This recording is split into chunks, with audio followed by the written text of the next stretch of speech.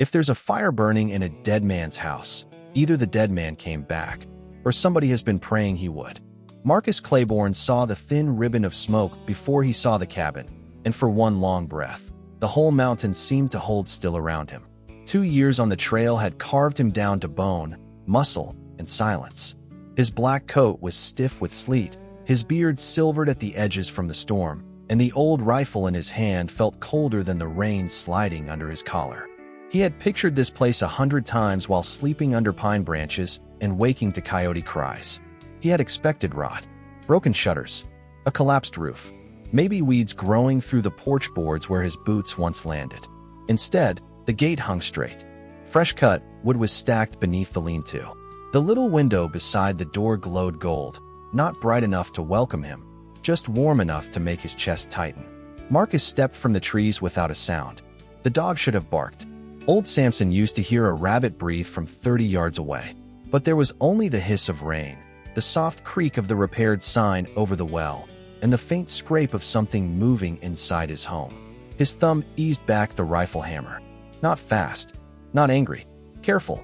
The kind of careful a man learned after walking too many miles through places where trust got men buried. He crossed the yard, boots sinking into wet clay, and stopped at the porch. A quilt had been nailed over the crack near the lower wall to keep out the wind. His father's axe, the one with the hickory handle, rested clean and sharpened beside the door. That made his eyes narrow. Thieves took, squatters spoiled. Whoever had been here had been mending. Marcus pushed the door open with the barrel of the rifle. The hinges gave a low groan. Warmth rolled over him, carrying the smell of cedar smoke, boiled potatoes, lamp oil, and wet fur. A woman knelt on his cabin floor beside Samson, her pale hair slipping loose from a plain braid. Her sleeves rolled to the elbow, both hands wrapped around the old dog's paw with a clean strip of cloth. She froze. Samson lifted his gray muzzle, gave one tired thump of his tail, and Marcus felt something inside him buckle harder than it should have. The woman turned slowly. Her face had gone white as flour dust, but she did not scream. Her eyes flicked to the rifle, then to Marcus's face, then back to the dog as if choosing which fear mattered most. "Please don't shoot. I was only trying to keep him alive." Her voice trembled, but her hands stayed gentle around Samson's paw. Marcus did not lower the rifle. His gaze moved past her in sharp, silent pieces. His table had been scrubbed smooth.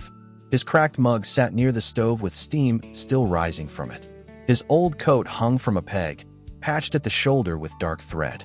A kettle whispered over the fire. On the shelf above it, the tin of coffee stood where he always kept it, not stolen, not wasted, just used carefully. The woman swallowed and shifted back from the dog, leaving both palms open where he could see them. "I know this is your place. I know how it looks." Marcus's jaw tightened, rain dripping from the brim of his hat onto the floorboards. "Looks like I came home to find a stranger by my fire." She nodded once, as if the words struck no harder than she deserved. "Yes, sir." Samson tried to stand and failed. The woman forgot the rifle for half a second, leaning toward him with soft panic in her eyes. "Easy, old boy. Don't pull the wrapping." Marcus saw it then. The little bowl of warm water, the folded rags, the splinter pulled clean from the dog's paw. No blood worth naming. No cruelty. Only care. His finger moved away from the trigger. Not much. Enough. The woman noticed, and her breath came loose in a small, broken sound. "My name is Clara Whitcomb. I slept in your hay shed one night 2 winters ago. I meant to leave at sunrise." Her eyes dropped to the floor, ashamed but steady. "Then I saw your roof was leaking over the stove." Marcus stepped inside and shut the door behind him. The storm vanished to a muffled roar beyond the walls. He was suddenly too large for the room, too dark and rain-soaked against the soft lamplight, and Clara folded herself smaller without meaning to. He watched that, too. The flinch she tried to hide, the way she kept space between them, the way her worn boots sat neatly by the hearth, soles cracked, toes stuffed with cloth. 2 years, Marcus murmured, more to the room than to her. Clara's fingers twisted in her apron. "The town said you were dead." His eyes lifted to hers, deep and unreadable. "And you believed them?" She looked toward the fire, where one of his shirts hung drying from a chair back, stitched clumsily but with care. "No, I don't know why." A faint, embarrassed breath left her. Maybe because dead men don't need fences. But homes do. Marcus stood silent, so long the wood in the stove popped like a warning. Clara reached for a small bundle near the table, moving slowly, as if every inch required permission. I'll go. I kept account of what I used. Coffee, salt, some flour. I can pay it back once I find work. Her mouth tightened around the last word, as if it had failed her too many times. She lifted the bundle, but Samson gave a low whine and pressed his head against her skirt. That sound did what her fear had not. It made Marcus lower the rifle all the way. His wet glove creaked around the stock. Clara stared at the lowered barrel, and for the first time, hope frightened her more than danger. Marcus crossed to the stove, took the steaming mug from the shelf, and placed it on the table between them. His hand stayed there a moment, broad, scarred, steady. Drink before it goes cold. Clara blinked. I was leaving. Marcus glanced at Samson, then at the rain beating against the window, then at the patched roof above them. His voice stayed rough, quiet, almost unwilling. Not tonight. The cabin did not feel like a stranger had broken into it. That was the trouble Marcus could not name. A stranger would have left disorder behind, a chair dragged crooked, a shelf emptied, a drawer hanging open like a mouth. But every corner of the room carried the quiet evidence of careful hands. The floorboards had been swept until the grain showed. The rain bucket near the hearth sat exactly beneath the old roof seam, though the leak above it had been sealed with pine pitch and patched tin. His boots, the pair he had abandoned with a split heel too, years before, were cleaned and set beneath the bench. Even the small Bible that had belonged to his mother rested on the mantel, dustless, with a sprig of dried lavender tucked beside it. Marcus stood near the door with rain still falling from his coat, staring at the life that had continued without him. Clara held the mug he had placed on the table, but did not drink. Her fingers circled the warm tin like she expected someone to take it away. Samson had settled again by her knee, his gray muzzle pressed against her skirt, breathing with the heavy trust of an old dog who had already made his choice. Marcus noticed that, too. Samson had never been fond of strangers. The dog had once chased a tax collector halfway to the lower creek for stepping too close to the woodpile. Now he looked at Clara, as if she were part of the hearth. Marcus crossed the room slowly, giving her enough space to see each movement before it happened. He hung the rifle above the door on its old hooks. Clara watched the weapon leave his hands, and some tightness in her shoulders loosened, though not all of it. The mountain had taught Marcus to read tracks, broken branches, a shifted stone, smoke where smoke should not be. People left signs, too. Clara's fear was not loud. It lived in the way she kept one foot angled toward the door. It lived in the way she answered before being accused. He moved to the shelf and ran one finger along the edge. No dust, no neglect. His gaze drifted to the chair near the stove, where his blue work shirt hung with a square of darker cloth sewn over the elbow. The stitches were uneven, but strong. That shirt was torn before I left. Clara looked down into the mug. It was worse when I found it. A faint color touched her cheeks, not pride exactly, but the discomfort of being seen. I used thread from an old flour sack. It does not match. Marcus touched the patch with his thumb. It holds. Those two words settled over the room more gently than praise would have. Clara finally lifted the coffee and took a careful sip. The heat made her eyes close for half a second, and the sight struck him harder than it should have.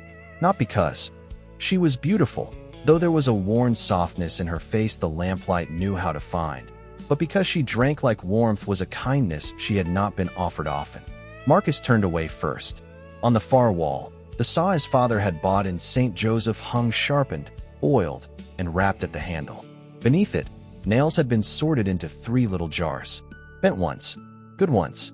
Ones that could be straightened later. No lazy hand had done that. No thief. No squatter waiting for a deed to fall from the sky. A person had lived here like nothing could be wasted. Who fixed the north shutter? Clara set the mug down with care. I did. Marcus looked toward the window. That shutter takes 2 hands and a brace. She gave a small shrug, then rubbed unconsciously at her wrist, as if remembering the labor. I used the hay rake to hold it up. Took most of an afternoon. Nearly took my temper with it. The corner of Marcus's mouth moved, not quite a smile, but close enough for Clara to notice. She seemed startled by it, as if she had not expected his face to know that shape. The fence by the creek. His eyes stayed on her. Clara folded both hands in her lap. Cottonwood fell on it last spring. Your horse would have wandered down to Greer's pasture if I had left it open." At the name Greer, Marcus's expression cooled. Clara saw the change and went still. "Silas Greer has been coming here?" Marcus's voice dropped, steady but darkened at the edges. Clara looked toward the fire instead of his eyes. "Men like him do not come. They arrive." The words were quiet, but they carried 2 years of swallowed insult. Marcus stepped closer to the hearth, not to crowd her, only to keep his hands busy with the poker. He stirred the coals until orange light climbed the logs. What did he want? Clara's fingers tightened around the mug. First, the timber, then the creek access. Later, he brought papers and told me a dead man could not own what living men needed. Marcus did not move for several seconds. The fire cracked, throwing light across the planes of his face.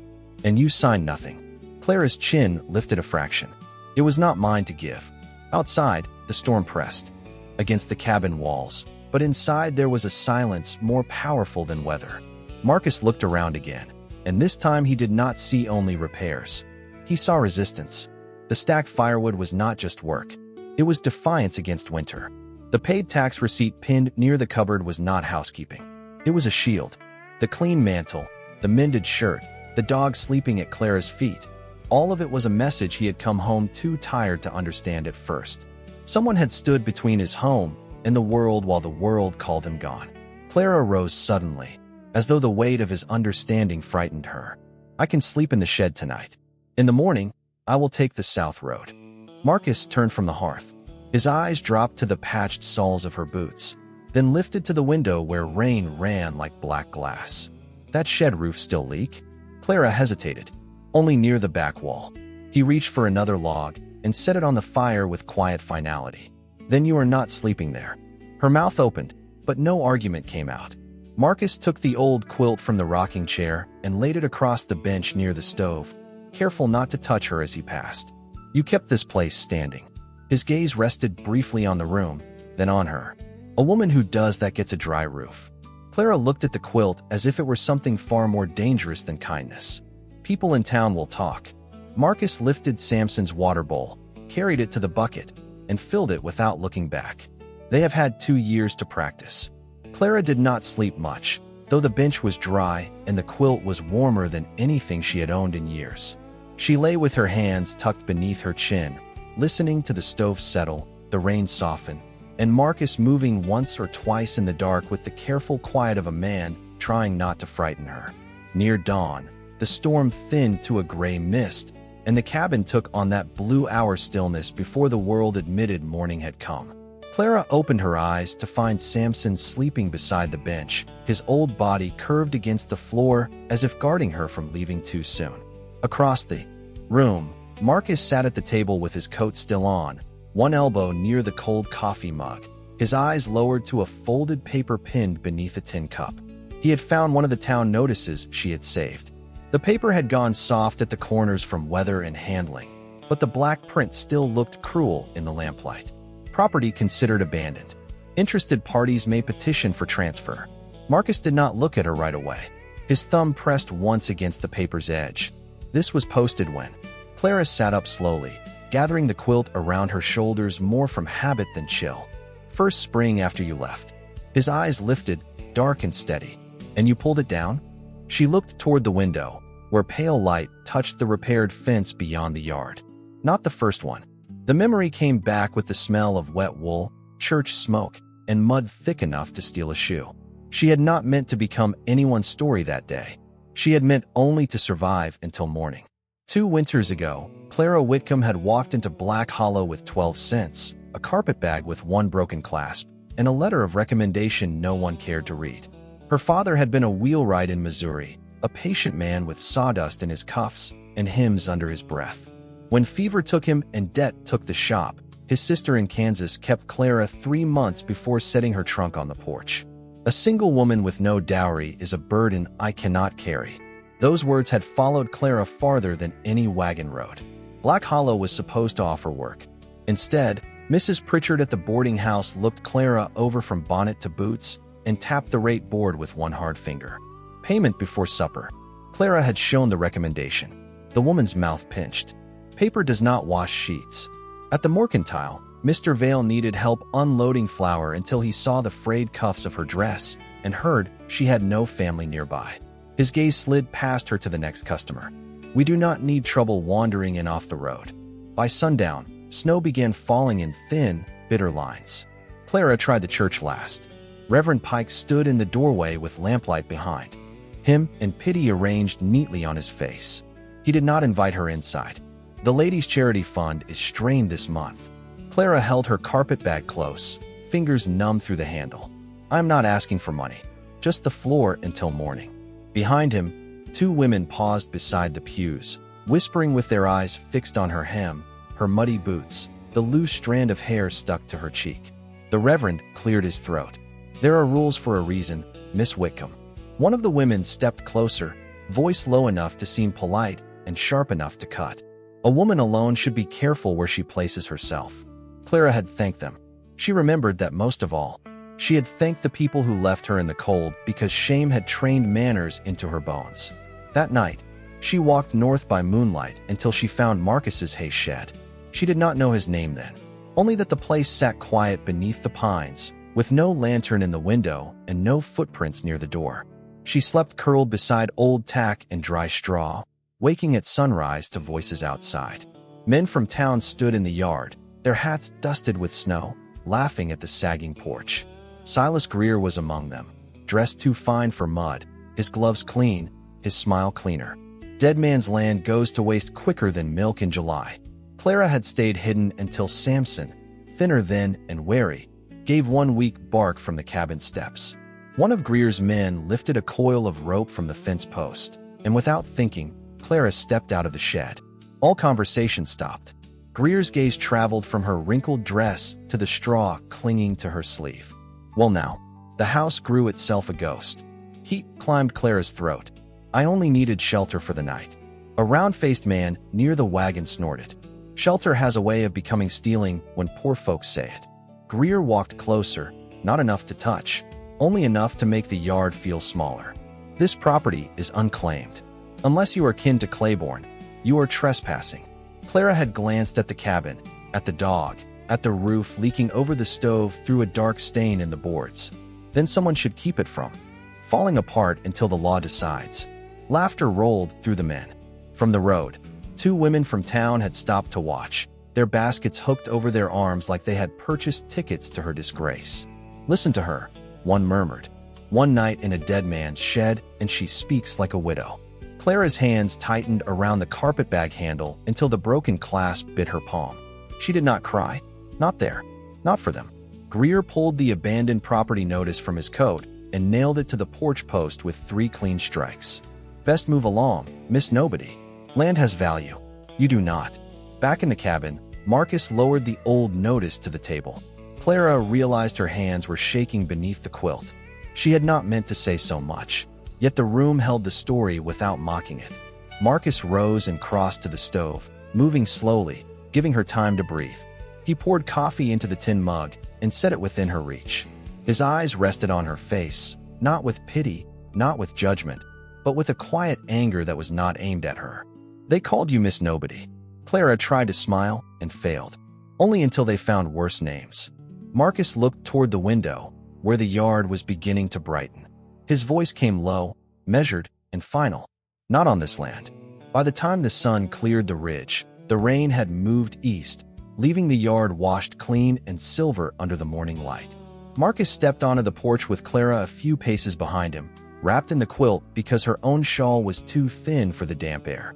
She stopped at the threshold the way a guest stops at a doorway, careful not to cross too boldly into a life that was not hers. Marcus noticed without turning his head. The land spread below them in rough, honest pieces. The small garden fenced against deer, the repaired chicken run, the woodpile stacked higher than his shoulder, the creek flashing through cottonwoods a quarter-mile down, and beyond it the north pasture, where fog still clung low to the grass. 2 years should have turned the place wild. Instead, it looked tired but alive.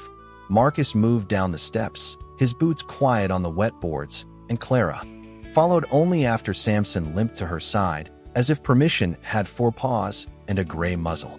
Near the garden, Marcus crouched beside a row of winter onions poking green through dark soil.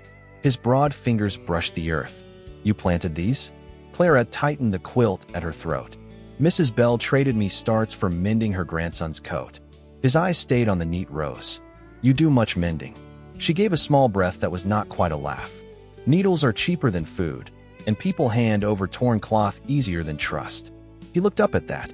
She turned away quickly, pretending to inspect the bean poles. The poles had been cut from willow and tied with twine saved from feed sacks. Nothing matched, yet everything stood. Marcus walked farther, toward the barn. One door had been rebuilt from old crate boards. The latch was new, shaped from a bent horseshoe. Inside, the smell of hay and cedar shavings met him, clean and dry. His mare, Juniper, lifted her head from the stall, older, thinner, but alive. Marcus stopped so suddenly Clara almost bumped into him. The mare nickered once, soft and questioning. For the first time since returning, Marcus's face opened with plain hurt. He stepped forward and pressed his palm to the white blaze between Juniper's eyes.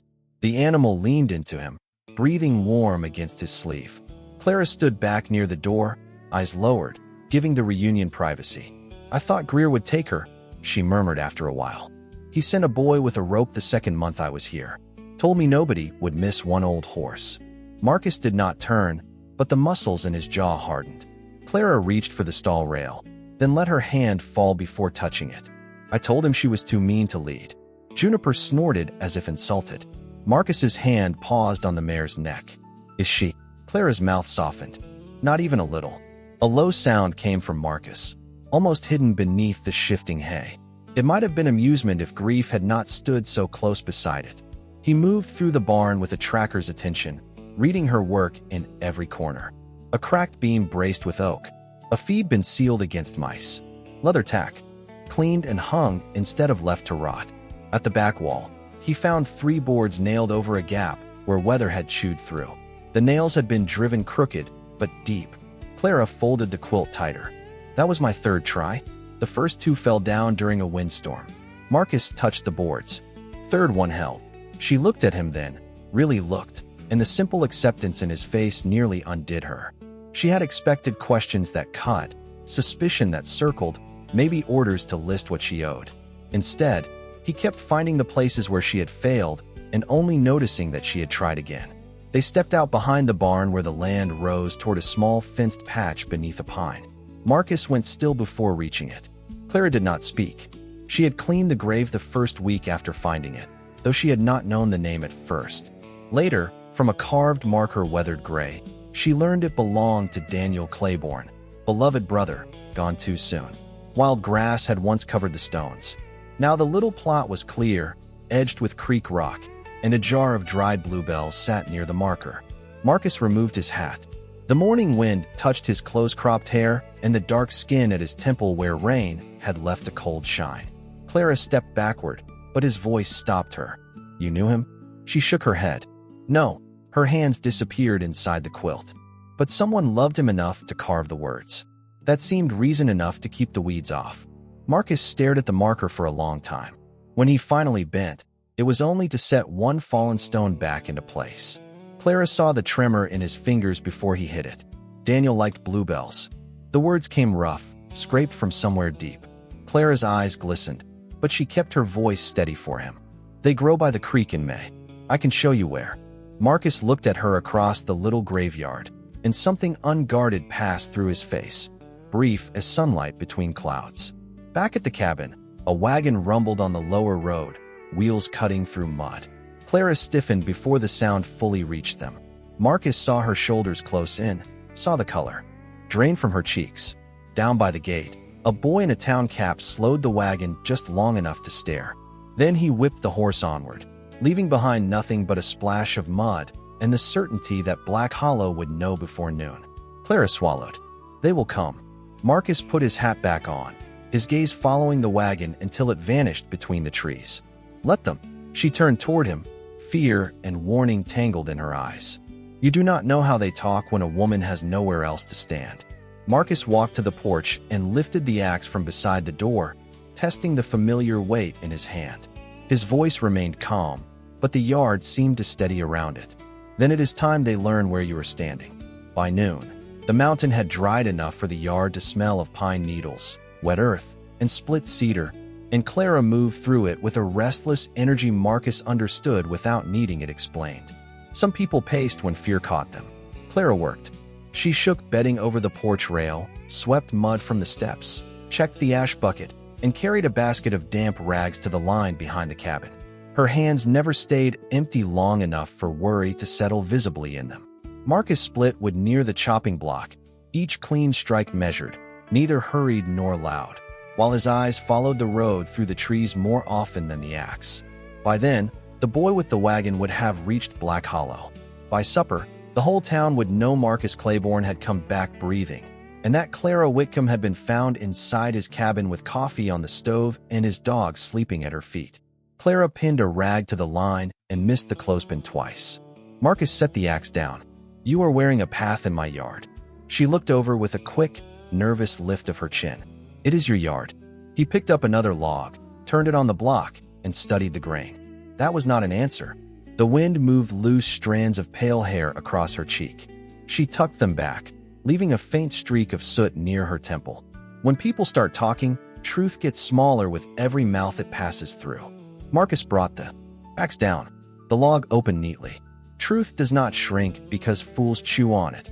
Clara almost smiled, but the expression faded before it could live. "You have been away too long. Folks here can turn a crust of bread into a crime if the wrong woman is holding it." Marcus leaned on the axe handle, his dark eyes steady across the yard. "And you have been listening to them too long." That silenced her more completely than comfort would have. She turned back to the line, but her hands slowed. The afternoon carried her into memory, not gently, but with the familiar pull of an old bruise pressed by accident. After that first morning in the hay shed, Clara had meant to leave before noon. She had packed her carpet bag, tied her shawl under her chin, and walked as far as the lower gate. Samson had followed, limping then from hunger and age, his ribs showing beneath a dull coat. The old dog had stopped beside the broken fence and looked back at the cabin. Not begging, not whining, just waiting. Clara remembered standing there with snow in her shoes and shame in her throat, staring at a house no one had asked her to save. The roof leaked. The barn door hung crooked. The well rope had frayed so badly it nearly snapped in her hand. The grave beneath the pine had disappeared under weeds. She told herself none of it was her concern. Then a gust of wind pushed the cabin door open with a tired groan, and the emptiness inside sounded too much like her own. So she stayed one more day, then another. She patched the stovepipe with tin cut from an old biscuit can. She dragged fallen branches from the creek path until her palms blistered. She found 3 hens nesting wild under the shed and coaxed them into the chicken run with crumbs saved from her own supper. When spring came, she planted onions because they were hard to kill and beans because they climbed toward anything that would hold them. Work gave her a reason to wake before shame could speak. Work made the land answer back. At first, people came to laugh. Mrs. Pritchard stood by the gate with 2 other women, gloved hands folded over her basket, eyes bright with the pleasure of judgment. Planning to inherit from a man you never met. Clara had lifted a bucket from the well, water sloshing over her skirt, planning to keep the chickens alive. One woman hid a laugh behind her hand. "Chickens now. Deed later." Mr. Vale from the mercantile refused her flour unless she paid double. Reverend Pike advised her to consider leaving before gossip damaged her future, though he could not say what future he thought she had. Yet not everyone was cruel in the same measure. Mrs. Bell, a widow with tired eyes and a grandson who tore every coat he owned, handed Clara a paper sack of onion starts through the back door. Her fingers closed quickly around Clara's wrist, not hard, only secretive. "Do not let them see you thank me." Clara had nodded, swallowing more gratitude than words could carry. Later that month, she earned 4 nails by mending a saddlebag, 6 by washing windows, and a pound of cornmeal by hemming curtains for a woman who made her enter through the kitchen. Every small trade became part of the cabin. Nails in the barn door, cornmeal in a tin above the stove, thread in Marcus's shirt, beans in the garden. 2 years of survival written in repairs no one had bothered to notice. A sharp snap brought Clara back. Marcus had split the last log. He was watching her from beside the chopping block, not pressing, not prying, only letting the silence leave room if she chose to fill it. She unpinned the rag she had hung crooked and fixed it again. I was not trying to become important here. Her voice stayed low. I only wanted one place to look better because I had passed through it. Marcus carried an armload of wood to the porch and stacked it beneath the overhang. You did more than pass through. Clara brushed her palms down her apron, embarrassed by the weight of his words. Maybe I had nowhere else to go. He placed the last piece carefully on the pile. That does not make what you did small. She looked at him then, and the kindness in his restraint was almost harder to bear than insult. Before she could answer, Samson raised his head from the porch and gave one low, warning bark. Marcus turned toward the road. Far below, wheels struck stone, and more than one horse was climbing toward the cabin. Clara's face went still. Marcus reached for his coat hanging near the door, calm as winter timber. Inside, she did not move. If I hide, they will say there is reason. Marcus looked back, and his eyes held no fear, only a steady protection that asked nothing from her pride. Then stand by the fire where it is warm. I will meet them in the yard. The first wagon appeared between the pines with red mud climbing its wheels and Silas Greer seated high on the front bench as though the road itself belonged to him. Two riders followed behind. One of them Sheriff Alden Price with his hat pulled low and his badge dulled by weather. The third was Mr. Vale from the Mercantile, thin as a fence rail, his sharp nose lifted toward the cabin like he could smell scandal before smoke. Marcus stood in the yard with his coat buttoned and his hands empty at his sides. That alone unsettled them. Men who expected a ghost did not know what to do with a living man who waited without fear. Clara stood inside near the hearth, just as Marcus had told her, though she kept the door open wide enough to see the yard. She refused to hide behind walls she had spent 2 years repairing. Samson sat beside her boot, old ears raised, a low rumble moving in his chest. Greer drew the wagon to a halt near the gate and smiled before his boots even touched the ground. It was the kind of smile polished for church steps and courthouse rooms, clean on the surface and cold underneath. His gaze moved over Marcus from hat to boots, pausing half a breath longer than courtesy required on the dark skin of his face. Well, Black Hollow does enjoy a miracle. Marcus Claiborne returned from the grave. Marcus did not step forward. I was never buried. Greer brushed imaginary dust from his glove. No, apparently not. Though a reasonable town might be forgiven for assuming otherwise after 2 years without a word. Sheriff Price climbed down more slowly, eyes shifting from Marcus to the cabin door, where Clara's pale face showed in the firelight. His mouth tightened. Mr. Vale leaned from his saddle and muttered loud enough for everyone to hear. Bold thing, standing there like she belongs. Clara's fingers curled against the doorframe, but she did not move back. Marcus's eyes cut briefly toward Vale, and the merchant suddenly found interest in his reins. Greer took a folded packet from his coat. This could have been handled civilly months ago. The land was neglected, taxes uncertain, boundaries disputed. Then Miss Whitcomb here began presenting herself as caretaker, guardian, and, depending on which story she told, the last loyal friend of a man she had never met. Clara stepped onto the porch before fear could stop her. The quilt was gone now. She wore her faded brown dress and patched shawl, chin lifted against the open yard. I never called myself his friend. Greer turned toward her with a soft, patronizing tilt of his head. No? What name would you prefer, Miss Whitcomb? The question hung with enough poison that even Sheriff Price looked at the ground. Clara's face went white, but her voice held. The one my father gave me. For the first time, Marcus moved. Only one step, but it placed him between Clara and Greer's smile. The shift was small. The meaning was not. Greer noticed. His eyes narrowed, then warmed again in false amusement. Careful, Claiborne. You have been home less than a day. You may not know what kind of woman has been warming herself at your stove. Marcus's gaze stayed fixed on him. I know what kind of man talks that way in another man's yard. The sheriff cleared his throat and adjusted his belt, eager to flatten the moment before it sharpened. Marcus, there are complaints. Nothing formal if everybody keeps calm, but there is talk of missing goods. Tools, feed, household items. Clara's lips parted. Missing. Vale seized the word, pointing one bony finger toward the porch. My flour in your pantry. My lamp oil on that shelf. Nails bought on credit under a dead man's name. Clara came down one step, anger breaking through shame like a match struck in a dark room. I paid for the flour with mending. The lamp oil with window washing. The nails with work you made me do behind your store because you did not want customers seeing me. Vale flushed. That is not the issue. It is exactly the issue. Her hand gripped the porch rail. You were willing to take my labor. You only objected when it kept this place from falling into Mr. Greer's hands. Greer's smile vanished for a blink. Marcus caught it. So did Clara. The yard changed around that small truth. A crow called from the tree line, harsh and lonely. Sheriff Price looked at Greer, then away. Greer unfolded the packet with deliberate care. This is a petition prepared before your unexpected return. It states that the Claiborne property has been improperly occupied and that Miss Whitcomb interfered with lawful assessment. Marcus looked at the papers, then at the repaired barn, the stacked wood, the cleared grave under the pine, the smoke rising from his own chimney. Assessment. The word left his mouth flat and heavy. Greer extended the packet. Sign a statement confirming she had no authority here, and the matter ends. She leaves the mountain. Your title remains clean. No embarrassment for anyone. Clara gripped the rail harder. There it was, dressed as law, smelling like mercy, shaped like exile. She looked at Marcus's back and hated herself for waiting, even for a second, to see whether he would choose peace over her. Marcus took the papers. Greer's smile returned.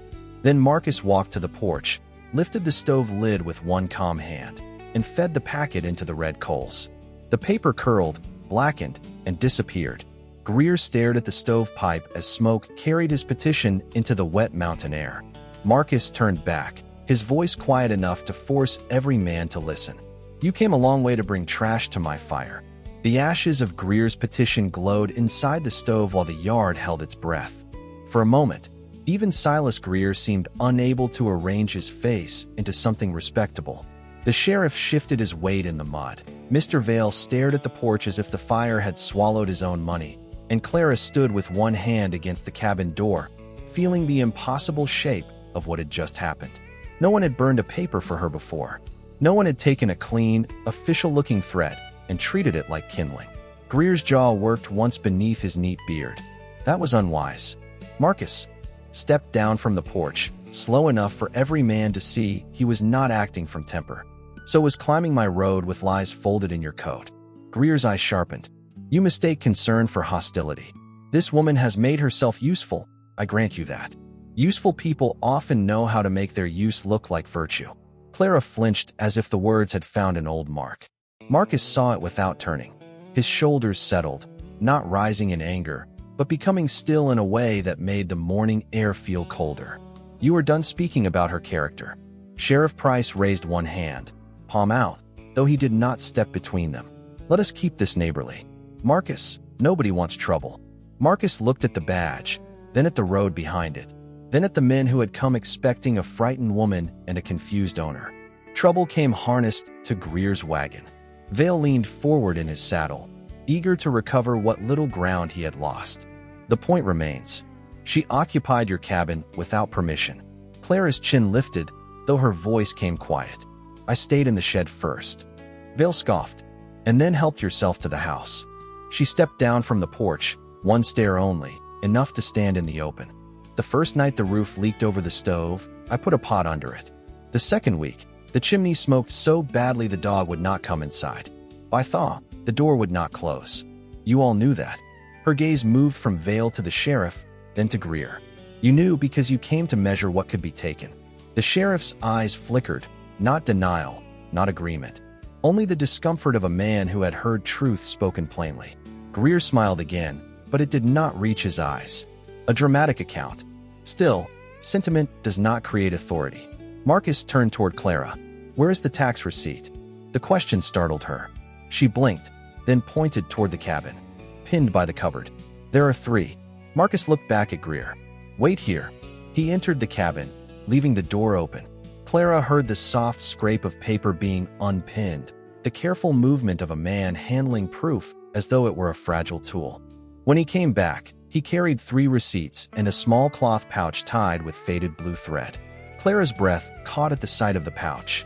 She had hidden it behind the coffee tin, not because it was shameful, but because it held too much of her hunger to be shown.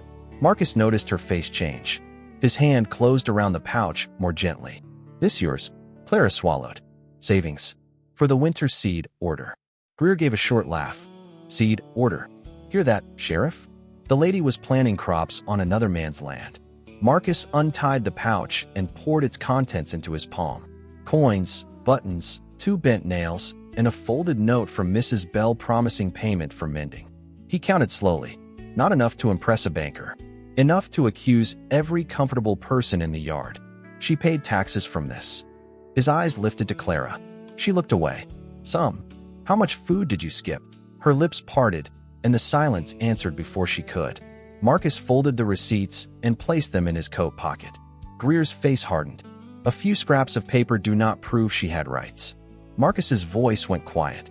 They prove she had honor. That landed harder than anger. Clara looked at him then, and something in her expression trembled, not weakness, but the shock of being defended in a language she had forgotten she deserved. Sheriff Price removed his hat and wiped rain from the brim, though the rain had already stopped. Marcus, if you claim her actions were on your behalf, the complaint loses weight. But Greer can still contest boundary use near the creek. There is a filing in town. Then we will go to town. Clara turned sharply. No, the word escaped before she could soften it. Everyone looked at her. Her hand tightened on the porch rail. Please, not today. Marcus studied her with the patience he had given skittish horses and wounded men, except gentler. Why? Clara's eyes moved toward the road to Black Hollow, and the memories gathered there. Women at windows, boys laughing from boardwalks, Reverend Pike's careful pity, Greer's voice turning her name into an accusation. Because when I walk there, they do not see me walking. They see a story they already decided is true. Marcus came back up the porch steps until he stood below her, close enough to be heard, far enough not to crowd. His gaze did not demand courage from her. It offered a place to set fear down for a moment. Then I will walk beside you. Greer's mouth curled. That ought to make a fine spectacle. Marcus turned his head, and the look he gave Greer was calm enough to be dangerous without raising a hand. Good. Let every window learn something. Samson barked once, sharp and approving, from the doorway. Clara let out a breath that almost broke into a laugh, and almost became tears instead. Marcus handed the cloth pouch back to her, placing it in her palm without closing her fingers around it. Keep your seed money. She stared at the pouch, then at him. The taxes. He glanced toward the land, the barn, the grave under the pine, and the garden she had coaxed from stubborn ground. Already paid. Greer stepped back toward his wagon, dignity patched together poorly. You will regret making enemies you cannot afford. Marcus walked to the gate and opened it himself, not for welcome this time, but dismissal. I have been poor most of my life. I know exactly what I can afford. His eyes held Greer until the older man looked away. And I can afford to stand by the woman who stood by my home. After Greer's wagon rolled down the road and the sheriff followed at a slower pace, the yard did not grow peaceful all at once. Silence came back in pieces, first to the trees, then to the wet fence rails, then to the porch where Clara stood with the little cloth pouch closed inside her hand. She listened until the wheels faded below the bend, but her body did not believe they were gone. Her shoulders stayed lifted. Her breath stayed careful. Marcus shut the gate and slid the latch into place with the quiet finality of a man closing out weather. When he turned, Clara was still on the porch, pale in the noon light, eyes fixed on the muddy road, as if humiliation might climb it again wearing another hat. Samson leaned against her skirt and gave a tired sigh. That small sound seemed to pull her back into herself. She looked down at the pouch, then held it out toward Marcus. I should give this to you. Marcus wiped rainwater from the gate latch with his thumb, buying a moment before answering. Why? Clara's fingers tightened. Because it came from your land. From work I did while living here. He walked toward the porch, slow enough that she did not step back. Did my land sew Mrs. Bell's curtains? Her eyes flicked up. No. Did my barn mend Vale's saddlebag? A faint line appeared between her brows. No. Marcus stopped at the bottom step. Then keep what your hands earned. Clara looked at the pouch as though the coins inside might accuse her if she held them too long. I am not used to keeping things. Marcus's gaze dropped to her worn sleeves, then to the red marks the clothespins had left across her fingertips. His voice lowered. That is not the same as not deserving them. The words did not ask for tears, but Clara's eyes brightened anyway. She turned quickly and pushed through the doorway before they could fall where he might see. Marcus let her go. Inside, the cabin felt smaller after the morning's public cruelty, but warmer too, as if the stove had been listening and decided to work harder. Clara busied herself with the kettle, though it was already full. Marcus removed his coat and hung it on the peg farthest from hers. He noticed how she watched the space between the garments, the careful distance, the absence of claim. Without speaking, he took a second peg from the shelf, the one he had carved years ago and never mounted, and drove it into the wall beside the door with 3 steady taps of the hammer. Clara froze with the coffee tin in her hand. Marcus set the hammer down. "Your shawl needs a place." She stared at the peg as if it were a deed written in wood. "I can fold it over the chair. Chairs are for sitting." He lifted the coffee pot from the stove and poured 2 cups, placing one at her end of the table before taking his own. "Pegs are for staying dry." She did not move toward the cup. Her eyes remained on the new peg. "People will talk worse now." Marcus pulled out the chair opposite her, then paused, making sure the scrape of wood did not startle her. "They were not kind when you were alone." Clara gave a small, humorless breath. "No, then their opinion has not earned much weight." She looked at him over the rim of the coffee tin, caught between disbelief and something dangerously close to relief. "You make it sound simple." Marcus sat, his large hands wrapped around the tin mug, steam rising between his face and hers. Simple is not the same as easy. For a while, they drank without speaking. That was the first kindness of the afternoon, the absence of questions. Marcus did not ask why her hands trembled after Greer left. He did not ask how many times the town had cornered her with smiles made of knives. He only opened the stove, added a split log, and turned the damper so the room warmed faster. Clara felt the heat reach her ankles through her thin stockings. She had forgotten to be cold until warmth reminded her. Marcus noticed her glance toward the bench where she had slept. He rose, crossed to the trunk beneath the window, and lifted out a folded wool blanket, dark green and smelling faintly of cedar. He placed it on the bench, then stepped away before she could mistake the gift for pressure. Nights turned sharp after a storm. Clara touched the edge of the blanket with 2 fingers. "This is too fine." Marcus glanced at the patched roof. "It is a blanket." "Not to me." The honesty slipped out before she could dress it properly. Marcus looked at her then, really looked, and the room softened around his silence. He moved to the corner where her boots rested near the hearth, picked one up, and examined the cracked sole. Clara's face flushed. "I can fix those." He turned the boot toward the light. "With what leather?" She opened her mouth, closed it, then found a safer answer. "I was going to think of something." A shadow of warmth crossed his eyes. "That is not a material." He reached beneath the workbench and pulled out a strip of cured hide, a small awl, and waxed thread. Clara took one quick step forward. "You do not have to do that." Marcus set the tools on the table. "I know." That stopped her more effectively than any argument. He sat by the window, boot in hand, bending over the work with patient care. The awl moved through, leather in slow, even motions. Clara stood nearby for several breaths, uncertain where to put herself in a room where someone else had chosen to do labor for her. Finally, she sat at the table and folded a clean rag, then another. The quiet changed. It was no longer the silence of fear. It became the sound of 2 people sharing space without demanding proof from each other. As the afternoon light thinned, Clara's voice came soft. "Why did you not ask what Greer meant?" Marcus did not look up from the boot. "About what kind of woman I am." The thread pulled tight through leather. His hands paused only long enough to show he had heard the wound beneath the words. Then his eyes lifted, dark and steady. "I have watched you with my dog, my horse, my brother's grave, and my home." Clara's throat moved. Marcus returned to the stitch, voice quiet as the fire. "Greer told me nothing about you." Morning came pale and windless, with frost silvering the fence rails and a thin skin of ice along the water bucket by the door. Clara rose before the stove had fully woken, careful not to disturb the quiet shape of Marcus sleeping in the chair near the hearth. He had taken the chair without discussion after finishing her boots, leaving the bench and the green wool blanket for her as though the matter had been settled by weather itself. For a long moment, she stood with the blanket folded in her arms and looked at him. In sleep, the hard lines of his face eased, but not entirely. Even resting, Marcus Claiborne looked like a man listening for trouble beyond the walls. His repaired hands lay open on his knees, broad palms marked by old work, and beside his boot sat her mended shoes, the soles stitched strong enough to carry her miles. That was the trouble. They could carry her now. Clara set the blanket on the bench, moved to the cupboard, and took down the small cloth pouch. She counted the coins once, not because the number mattered, but because leaving required something for her hands to do. Then she folded her spare dress, the one with the faded collar, and laid it inside her carpet bag. The broken clasp clicked softly. Marcus's eyes opened. He did not startle. He simply looked at the bag, then at her. Clara froze with one hand still on the dress.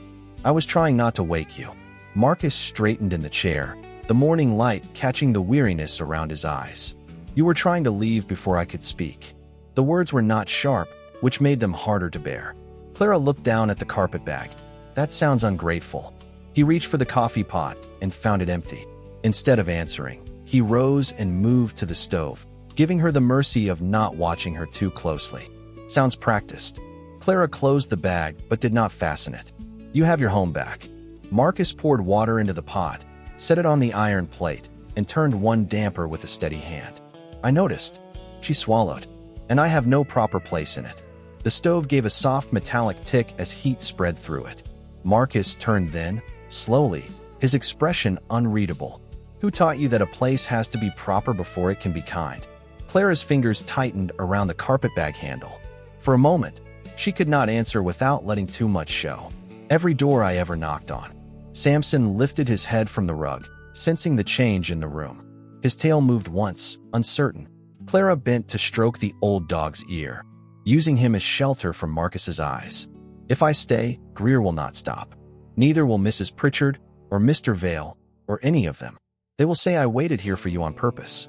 They will say I trapped myself under your roof and called it virtue." Marcus took 2 mugs from the shelf. "They said worse when you were hungry and alone." Clara's hand stilled on Samson's head. "Yes." Her voice thinned. "But then it was only my name they dragged through town." Marcus set the mugs on the table, one in front of her chair, one across from it. He did not sit yet. "And now?" She looked at him at last. The words cost her. "Now they will drag yours beside it." The cabin seemed to grow quieter, not empty, but listening. Marcus rested one hand on the back of a chair, his dark eyes steady on her face. "My name has survived men with cleaner coats than Silas Greer." Clara gave a helpless little shake of her head. "That is not what I mean." She looked toward the window, where the road waited below the pines. "You are a black man who owns land they want. You came home from nowhere and stood in front of a white woman they already despise. Do you think they will forgive either part of that?" Marcus's face changed, not with surprise, with recognition. He knew the road she was pointing toward. He had walked it longer than she had. His voice came low. "No," Clara blinked, thrown by the honesty. Marcus pulled the chair out and sat, not commanding, not pleading, only grounding the room with his presence. "I do not expect mercy from people who mistake decency for weakness." He pushed her coffee toward her when it was ready, the mug warm beneath his hand. "But I am not letting Greer decide who stands on my porch." Clara stared at the steam rising between them. "You make it sound like courage." Her mouth tightened. "I am tired, Marcus." It was the first time she had used his name. He heard it.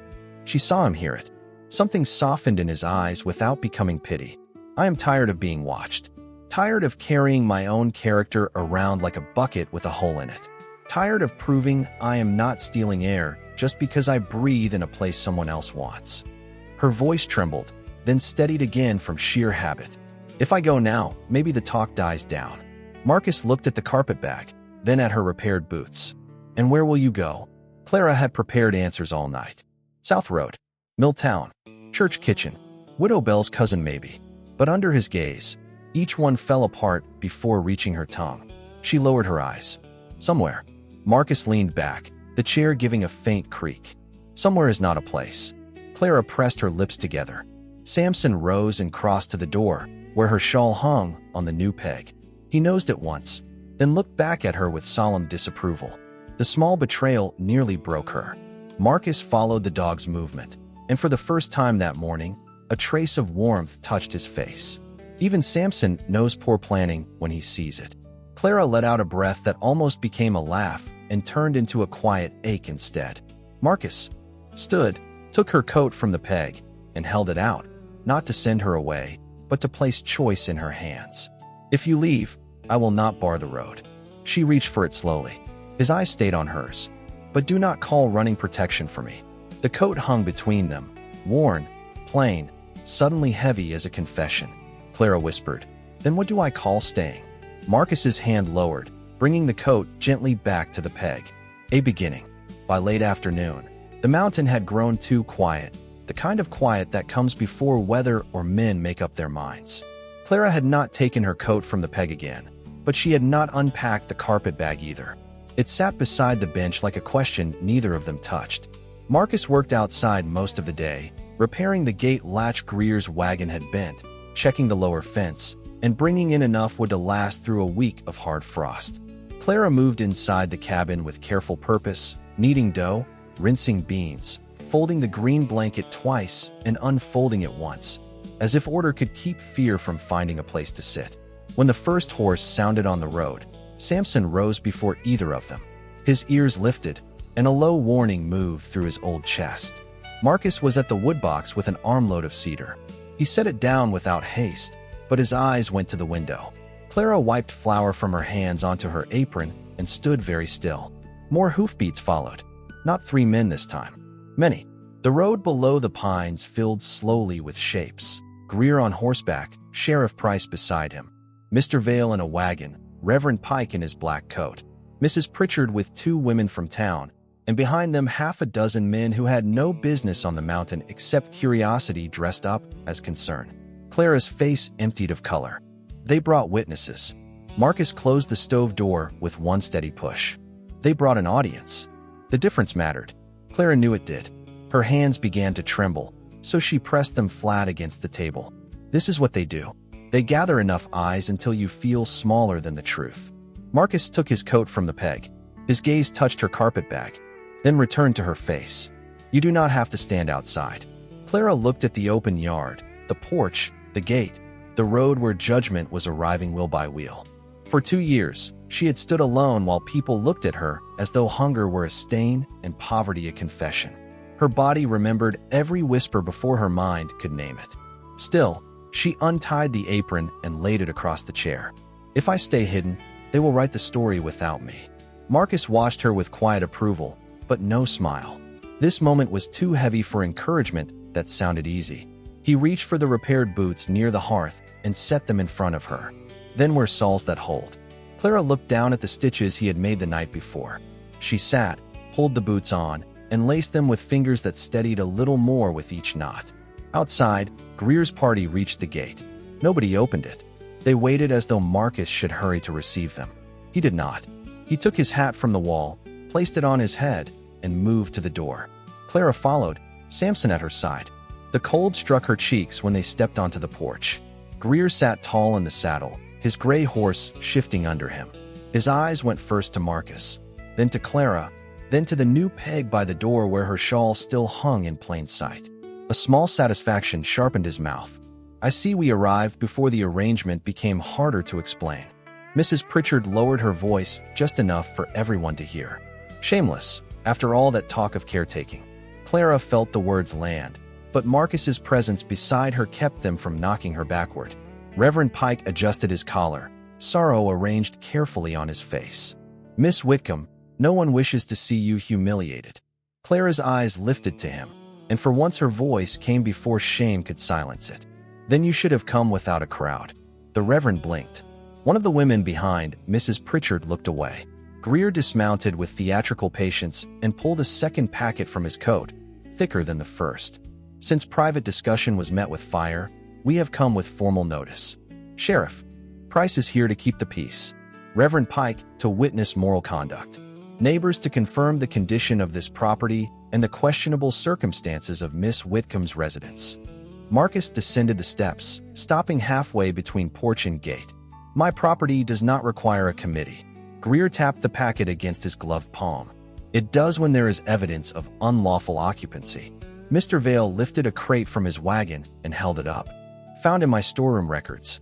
Flour, oil, nails, twine, all taken under the pretense of maintaining Claiborne land." Clara stepped off the porch. Her knees felt weak, but the repaired boots held. "You wrote those trades yourself." Everyone. Vale's mouth twisted. A woman desperate enough will remember things in her favor. Murmurs rose among the group. Clara heard the old rhythm starting, the soft swell of people agreeing because agreement cost less than courage. Marcus raised one hand. Not high, not dramatic, only enough to quiet the yard. Bring your records. Vale hesitated. Greer's eyes flicked toward him, a warning. Marcus noticed. You brought accusations up my road. Bring proof the rest of the way. Sheriff Price shifted in the saddle, uncomfortable now. Vale, if you have the ledger, show it. Vale fumbled with a leather book, his confidence thinning as pages turned. Clara watched his fingers pass over entries she knew by heart. For shirts mended, one saddlebag repaired, windows washed, east side, payment rendered in flour. When he found the page, he stopped too long. Greer's voice cooled. Read it. Vale swallowed. It is not written clear. Clara looked at the townspeople, then at Marcus, and something inside her lifted, small but alive. I can read it. No one moved. Then Marcus turned and held out his hand toward the wagon. Give her the book. Vale clutched it as if ink could save him. The sheriff leaned down and took it instead, carrying it through the gate to Clara. The weight of the ledger settled into her hands, familiar and strange. Her fingers found the page. Her voice shook on the first word, then strengthened. April 9th. 2 flour sacks to Clara Whitcomb for mending 6 work. Shirts and patching 1 harness cover. She turned the page. May 3rd. Lamp oil and twine for washing storefront glass and sorting storage room nails. Her eyes rose to Vale. You wrote my name when my hands were useful. The yard fell still. Mrs. Pritchard's mouth opened, then closed. Reverend Pike stared at the mud near his boots.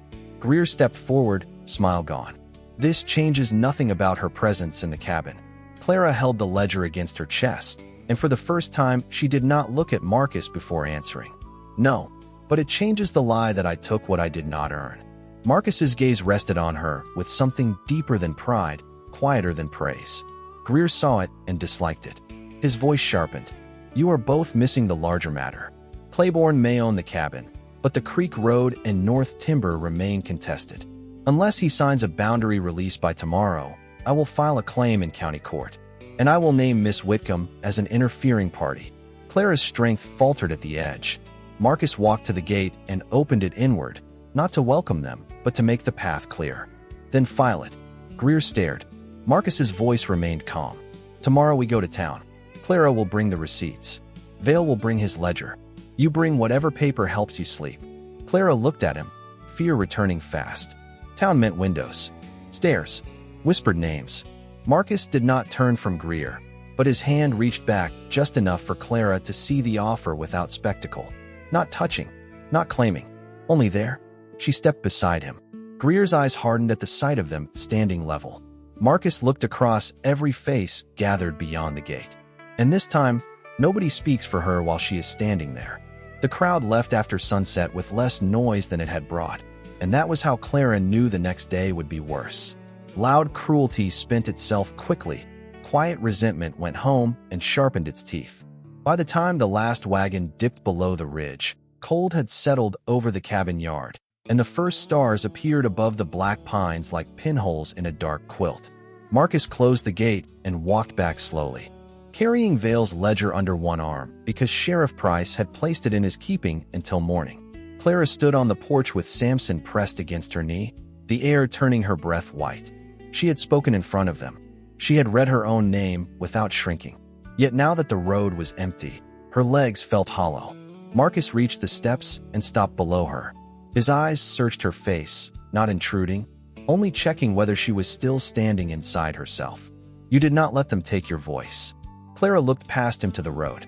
They will try again tomorrow. Marcus climbed one step, then another, leaving space beside her rather than in front of her. Then you will use it again tomorrow. She wanted to believe the calm in him could be borrowed like a blanket, but fear had long fingers and knew where to press.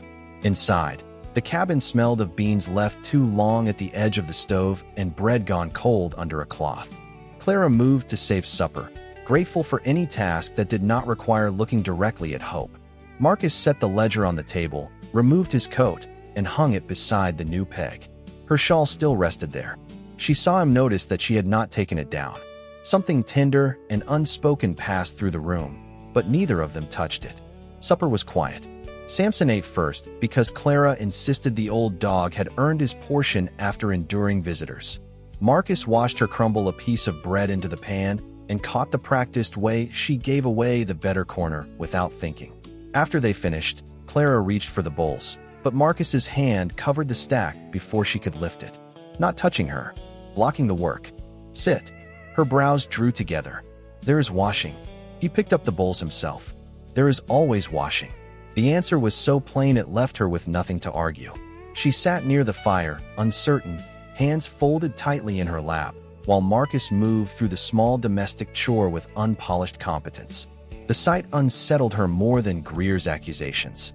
Men in town accepted meals from women as if food appeared by Christian duty. Marcus washed each bowl, dried it, and set it back in place like work had no gender when a house needed tending. When he finished, he returned to the table and opened Vale's ledger. His eyes scanned the page Clara had read aloud, then moved backward through months of entries. The firelight shifted across his face. Clara knew the moment he saw the pattern. His fingers slowed. You worked for nearly everything. Clara looked down. Nearly. He turned another page. Flour, lamp oil, salt, seed, nails. His thumb stopped beside a smaller entry written in faded ink. Credit extended against future mending. Clara rose too quickly. That one was paid. Marcus looked up. With what? She crossed to the cupboard and reached for the coffee tin, then hesitated. It was not behind the coffee anymore. She had moved it months ago, after Greer sent boys snooping near the window. Her hand fell to her side. Marcus saw the motion. His gaze shifted toward the loose floorboard beneath the stove, the one that sat a little higher than the rest. Clara closed her eyes briefly, wishing he had not learned the house so quickly. Marcus crouched and lifted the board with the tip of his knife. Beneath it lay a flat oilcloth packet tied with brown thread. Clara turned away, one palm pressed to her mouth. He carried the packet to the table and untied it carefully. Inside were receipts, notes, and scraps of paper worn soft from being folded too many times. There was a tax notice stamp paid, a note from Mrs. Bell promising $2 for winter sewing, a list of repairs written in Clara's neat hand. North fence braced before thaw. Well rope replaced. Daniel's grave cleared May 5th. Juniper fed through lean week, cornmeal reduced. Marcus read that last line twice. His face changed, but he kept his voice steady for her. Cornmeal reduced means you ate less. Clara gripped the back of the chair. Juniper was old. She needed feed. He unfolded another paper, smaller, tucked deep in the packet. The writing was less neat, as if she had written it while cold or tired. If Mr. Claiborne returns, tell him no one took the axe, the mare lived, and Daniel was not forgotten. Tell him I am sorry for using the cabin. I tried to leave it better then. I found it. Marcus held the paper motionless. The stove popped softly behind him. Clara stared at the floor because looking at his face felt impossible. I wrote that the first winter, in case I had to go before you came back. His voice came rougher than before. Before I came back. She gave a small nod. I did not know if you would, but I thought, if you did, you should find one place in this world that had not given up on you. Marcus set the note down as though it weighed more than paper had any right to weigh.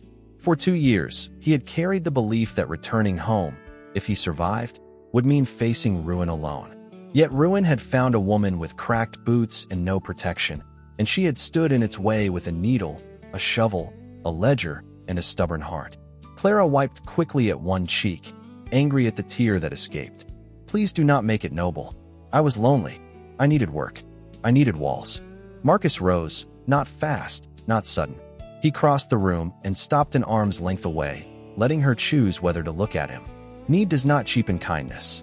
Clara's breath shook. Marcus reached past her, took the green blanket from the bench, and laid it over her shoulders with care, so light it barely disturbed the air. You kept my brother's name clean of weeds. His eyes lowered to hers, dark and full of something he had no easy words for. You kept my animals breathing. You kept my roof above a fire. Clara clutched the blanket closed. I was afraid you would hate me for it. Marcus glanced at the note on the table, then back to her. I hate that you had to do it hungry. That was the sentence that broke through where praise could not. Clara covered her face, but only for a moment. Marcus did not reach for her. He only stood near enough for her not to feel alone while she gathered herself. Outside, Black Hollow waited with its windows and whispers and papers. Inside, the fire held steady. After a long while, Clara lowered her hands. Marcus picked up the oilcloth packet and placed it beside Vale's ledger. Tomorrow, they see all of it. Fear returned to her eyes, but it no longer stood. Alone there, Marcus touched the edge of the table, not her hand, but close enough that the space between them felt warm. No more scraps hidden under floorboards. Clara looked at the papers, then at the new peg by the door, then at the man who had come home to find his life guarded by someone the world had tried to throw away. Her voice was small, but it did not bend. No more hiding. The next morning, Black Hollow looked smaller than Clara remembered and crueler because it was awake. Smoke lifted from chimneys in thin gray ribbons. Wagon wheels cut dark lines through the damp street, and faces appeared behind glass before Marcus and Clara even reached the first hitching post.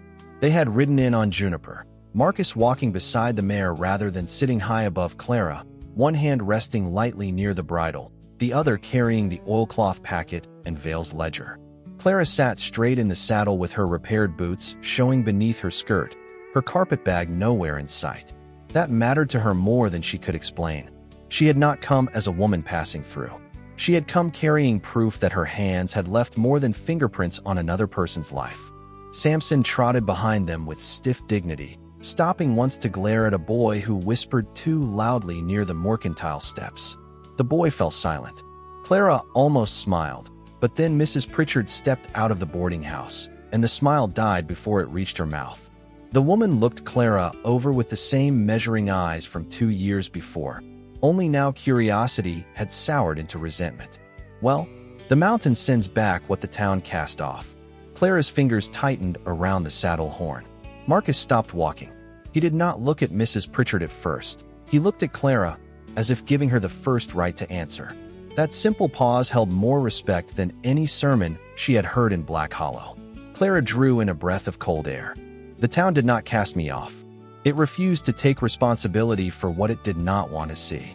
Mrs. Pritchard's mouth pressed thin, but no quick reply came.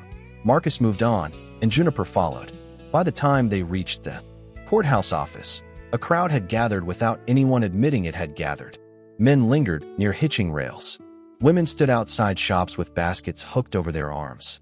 Reverend Pike waited by the steps, hat in hand, sorrowful expression polished for public use. Sheriff Price stood at the door, looking as though he had slept poorly. Silas Greer was already inside, visible through the window, his coat brushed clean, his papers stacked neatly, his confidence restored by walls and witnesses. Marcus helped Clara down from Juniper without touching more than her gloved hand. She felt the town watching that small courtesy as if kindness itself were evidence. Her feet met the ground. The stitches in her boots held. Sheriff Price opened the door. "Let us keep this brief and orderly." Marcus stepped aside, so Clara entered before him. Greer's eyes followed her, bright with satisfaction at seeing her inside the room where he believed words belonged to men with property. On the desk lay his boundary claim, a petition accusing her of interference, and a statement already prepared for Marcus's signature. Clara saw her name written there in hard black ink, made small and crooked by someone else's hand. Greer tapped the top paper. "This is simple. Claiborne confirms Miss Whitcomb had no authority to act in his name. The Creek Road claim proceeds without her obstruction. In exchange, I will recommend no charges for unlawful occupancy." Marcus set Vale's ledger on the desk. The sound was soft, but every head turned. "Read the trades." Greer's smile barely moved. "We are not here to discuss domestic errands."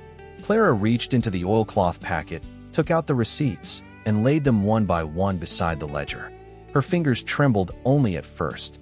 Flour for mending, lamp oil for washing windows, nails for saddle repair, seed paid from sowing, taxes paid at the county office in Elk Ridge because this office would not accept money from my hand without Mr. Greer's approval. Sheriff Price looked up sharply. "Elk Ridge." Clara unfolded the stamped receipt and turned it toward him. 21 miles by wagon road. I walked 9 before Mrs. Bell's nephew gave me a ride. "Hey." Murmur pressed against the courthouse windows from outside. Greer's jaw tightened. A sentimental parade of scraps does not alter land law. Marcus removed another paper from the packet, the note Clara had written the first winter. He did not read it aloud. He placed it before the sheriff, then rested 2 fingers on it, as if protecting her heart from being handled roughly. This stays private unless she chooses otherwise. But you will see the date. Sheriff Price leaned over, read enough to understand, and his face changed. Not pity. Shame. He looked toward Clara. You intended to leave this for him? Clara nodded once. If he came back and I was gone. Reverend Pike shifted near the wall. Miss Whitcomb, hardship can cloud judgment. Perhaps you believed you were doing right while still overstepping. Clara turned to him, and the fear that had once bent her spine did not find its old place. I came to your church the first night. The room stilled. Reverend Pike's fingers tightened around his hat. Clara's voice remained even, though every word carried the cold of that doorway. You told me the charity fund was strained. I asked for floorboards, not money. You left me outside, then came here today to advise my judgment. The Reverend lowered his eyes. Outside, someone whispered, then stopped. Greer stepped forward, impatience cutting through his polish. Enough theater. Claiborne, sign the statement. Remove her from the matter and keep what remains of your privacy. Marcus looked at the prepared paper, then at Clara's name where Greer had written it like a stain. He picked up the pen. Clara's breath caught. For one terrible second, the old world returned. The world where survival depended on whether someone stronger found it convenient to be kind. Marcus dipped the pen in ink. Then he drew one clean line through the statement from top to bottom. Greer's face hardened. Marcus turned the paper over and wrote slowly on the blank side. The scratch of the pen filled the office. When he finished, he held it out to Sheriff Price. The sheriff read aloud because the crowd outside had gone silent enough to hear through wood and glass. I, Marcus Claiborne, owner of the North Ridge Cabin, Creek Road, and adjoining timber, recognize Clara Whitcomb as lawful caretaker of my property during my absence, and as the person whose labor preserved said property from loss, theft, neglect, and false claim. Greer took one step back. Marcus's voice came before anyone else could speak, low and steady as a church bell in winter. Add this. From this day forward, no man in Black Hollow speaks of her as trespasser on land. She kept standing when the rest of you circled it like vultures. Sheriff Price did not write the last word, but everyone heard it. Greer's eyes flashed. You would risk your land for her? Marcus looked at Clara then, not secretly, not softly hidden in the corner of a room, but in front of every person who had ever decided she was worth less than shelter. This woman did not steal from me. His gaze returned to Greer. She gave me back a home. Clara's hands rose to her mouth, but she stopped them halfway and let them fall. She would not hide her face today. Through the window, Mrs. Bell appeared at the edge of the crowd, wiping both hands on her apron, eyes wet and shining. Vale stood near the door with his ledger open, suddenly fascinated by his own guilty handwriting. Sheriff Price folded Marcus's statement and placed it atop Greer's petition. The petition is denied pending county review. Boundary claim suspended until proper survey. Greer's careful mask cracked just enough for Clara to see the anger underneath, but it no longer owned the room. Marcus took the oilcloth packet, handed it back to Clara, and opened the courthouse door. Sunlight fell across the threshold, pale but honest. Outside, the town parted because Marcus Claiborne walked through first, then stopped and waited for Clara to walk beside him, not behind. She stepped into the light with every window watching. This time, no one called her Miss Nobody. The ride back to the mountain felt longer because nothing chased them except what had finally been spoken. Black Hollow shrank behind the trees, its windows and whispers left to feed on themselves, while the North Ridge opened ahead in clean afternoon light. Clara rode Juniper with the oilcloth packet held against her lap, not hidden now, simply carried. Marcus walked beside the mare as he had on the way down, one hand near the bridle, his eyes on the trail, his silence no longer a wall but a roof. Samson trotted ahead for the first mile, then decided dignity required less effort and accepted a place beside the saddle, where Clara could reach down now and then to touch his gray head. No one said much until the cabin came into view. Smoke did not rise from the chimney yet, and the windows were dark, but Clara saw it differently than she had the day before. The place was not waiting for judgment. It was waiting for fire. At the gate, Marcus stopped and looked toward the repaired fence, the barn, the grave under the pine, the garden lying quiet after frost. His gaze moved over each sign of her 2 years there. not as a man inspecting damage, but as someone returning to a language he had only just learned to read. Clara slid down from Juniper before he could help, then steadied herself with one hand against the saddle. Her boots touched the ground firmly. The stitches held again. Marcus noticed, and a faint warmth crossed his face. Good soles. Clara looked down, a shy breath leaving her. Good hands made them. The word surprised them both. Marcus lowered his eyes for a moment, not embarrassed, but carefully receiving what she had offered. Then he led Juniper to the barn while Clara opened the cabin door.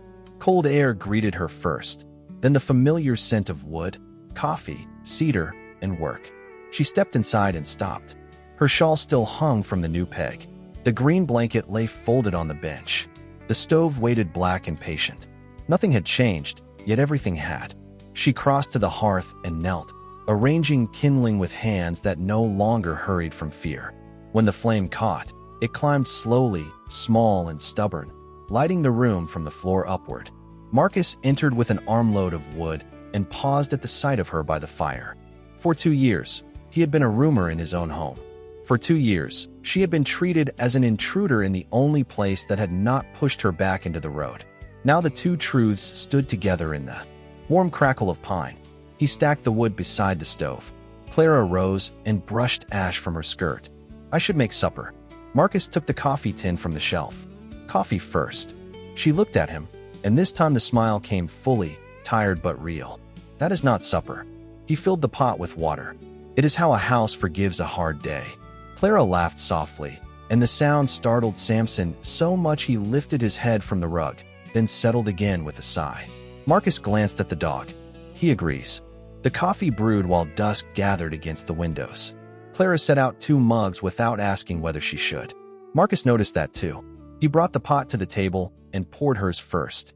Steam rose between them, and for a while they sat with the quiet ease of people who had not yet named what they were becoming, but no longer needed to deny that something had begun. After the first sip, Clara reached for the oilcloth packet and laid it on the table. Where should I put these? Marcus looked at the receipts, the notes, the proof of hunger and courage folded into paper. Then he stood, went to the shelf beneath his mother's Bible, and cleared a space beside the family records. Here, Clara's hand hovered over the packet. Those are your family papers. Marcus turned, his face calm in the firelight. This is family history now. Clara stared at him, and the room blurred at the edges. She blinked hard, but one tear escaped anyway. Marcus did not mention it. He only took the packet when her fingers loosened and placed it on the shelf with solemn care. Then he reached into his coat and drew out a small iron key, dark with age, worn smooth from use. Clara recognized it before she understood why he was holding it out. It was the cabin key, the one that had hung behind the loose board near the door for 2 years, the one she had never used except in storms, the one she always returned because it had never belonged to her. Marcus placed it on his open palm. You should not have to hide it anymore. Clara looked at the key, then at him. Marcus. His name came out barely above the fire. He did not move closer. He did not dress the moment in pretty words. His voice remained quiet, rough-edged, and certain. You kept my land alive when no one asked you to. He lifted his hand slightly. Let me keep you safe because I am asking. The key lay between them like a threshold. Clara touched it with 2 fingers, then closed her hand around it. The iron was warm from his palm. For a long moment, she could not speak. All the doors that had closed, all the porches where she had stood unwanted, all the nights she had slept with her carpet bag packed because belonging felt like a trick, loosened their hold one breath at a time. Marcus took her shawl from the peg and rehung it more carefully, smoothing the worn edge so it would dry straight. The small act undid her more than any grand promise could have. Clara pressed the key to her chest. I was never trying to steal a home. Marcus looked at the fire, then back at her, his eyes steady and gentle. I know. Samson rose, limped to the door, circled twice beneath the 2 coats and the shawl, and settled there as if guarding the whole arrangement. Clara laughed through the last of her tears. Outside, the mountain darkened, but inside the cabin, coffee steamed on the table, the repaired roof held, and the fire burned without struggle. Marcus moved to the stove and lifted the lid on the bean pot. You hungry? Clara wiped her cheek with the heel of her hand, then hung the key on its hook by the door, not hidden, not borrowed, simply there. She turned back to him with a voice softer than the evening. Yes. Marcus set 2 bowls on the table. Then come sit down. This time, Clara did not wait to be told she could. She crossed the room, took the chair across from him, and let the warmth reach her hands. For the first time in years, she did not listen for footsteps coming to send her away. She listened to the fire, to Samson breathing, to Marcus moving quietly through the home she had saved and he had given back to her. And when night settled over the ridge, Clara Whitcomb slept beneath a dry roof with the cabin key hanging by the door, knowing the road could still be cruel, the town could still whisper, and winter could still come hard. But there was one place in the world where no one would call her trespasser again.